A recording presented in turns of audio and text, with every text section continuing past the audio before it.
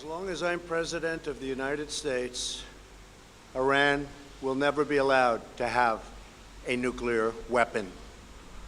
Good morning. I'm pleased to inform you the American people should be extremely grateful and happy.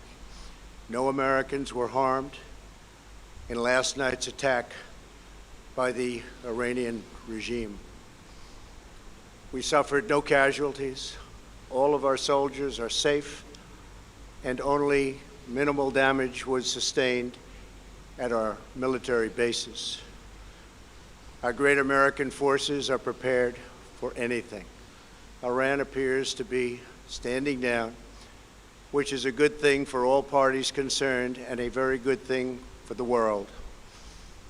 No American or Iraqi lives were lost because of the precautions taken, the dispersal of forces, and an early warning system that worked very well.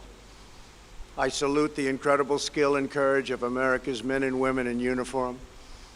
For far too long, all the way back to 1979 to be exact, nations have tolerated Iran's destructive and destabilizing behavior in the Middle East and beyond. Those days are over. Iran has been the leading sponsor of terrorism, and their pursuit of nuclear weapons threatens the civilized world. We will never let that happen. Last week, we took decisive action to stop a ruthless terrorist from threatening American lives. At my direction, the United States military eliminated the world's top terrorist, Qasem Soleimani. As the head of the Quds Force, Soleimani was personally responsible for some of the absolutely worst atrocities. He trained terrorist armies, including Hezbollah, launching terrorist strikes against civilian targets. He fueled bloody civil wars all across the region. He viciously wounded and murdered thousands of U.S. troops, including the planting of roadside bombs that maim and dismember their victims. Soleimani directed the recent attacks on U.S. personnel in Iraq that badly wounded 4 service members and killed 1 American, and he orchestrated the violent assault on the U.S. Embassy in Baghdad. In recent days, he was planning new attacks on American targets, but we stopped him.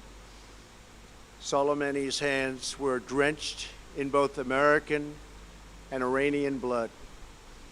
He should have been terminated long ago.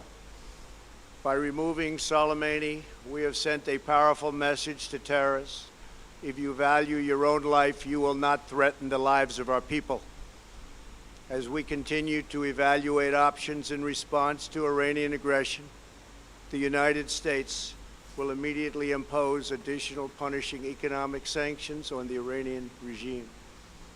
These powerful sanctions will remain until Iran changes its behavior. In recent months alone, Iran has seized ships in international waters, fired an unprovoked strike on Saudi Arabia, and shot down 2 U.S. drones. Iran's hostilities substantially increased after the foolish Iran nuclear deal was signed in 2013, and they were given $150 billion, not to mention $1.8 billion in cash. Instead of saying thank you to the United States, they chanted death to America. In fact, they chanted death to America the day the agreement was signed. Then Iran went on a terror spree, funded by the money from the deal, and created hell in Yemen, Syria, Lebanon, Afghanistan, and Iraq. The missiles fired last night at us and our allies were paid for with the funds made available by the last administration. The regime also greatly tightened the reins on their own country, even recently killing 1,500 people at the many protests that are taking place all throughout Iran. The very defective JCPOA expires shortly anyway and gives Iran a clear and quick path to nuclear breakout.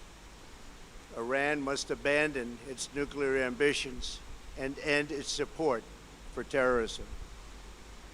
The time has come for the United Kingdom, Germany, France, Russia, and China to recognize this reality. They must now break away from the remnants of the Iran deal, or JCPOA. And we must all work together toward making a deal with Iran that makes the world a safer and more peaceful place. We must also make a deal that allows Iran to thrive and prosper and take advantage of its enormous untapped potential. Iran can be a great country. Peace and stability cannot prevail in the Middle East as long as Iran continues to foment violence, unrest, hatred, and war. The civilized world must send a clear and unified message to the Iranian regime. Your campaign of terror, murder, mayhem will not be tolerated any longer. It will not be allowed to go forward.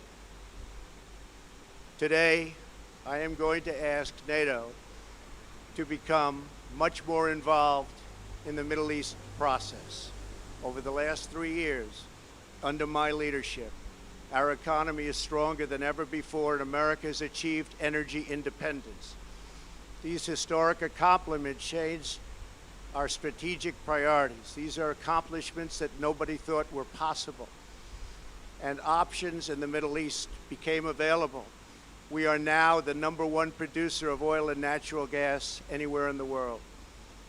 We are independent, and we do not need Middle East oil. The American military has been completely rebuilt under my administration at a cost of $2.5 trillion. U.S. armed forces are stronger than ever before. Our missiles are big, powerful, accurate, lethal, and fast. Under construction are many hypersonic missiles. The fact that we have this great military and equipment, however, does not mean we have to use it. We do not want to use it. American strength, both military and economic, is the best deterrent. 3 months ago, after destroying 100% of ISIS and its territorial caliphate, we killed the savage leader of ISIS, al-Baghdadi, who was responsible for so much death, including the mass beheadings of Christians, Muslims, and all who stood in his way. He was a monster. Al-Baghdadi was trying again to rebuild the ISIS caliphate and failed. Tens of thousands of ISIS fighters have been killed or captured during my administration. ISIS is a natural enemy of Iran. The destruction of ISIS is good for Iran, and we should work together on this and other shared priorities.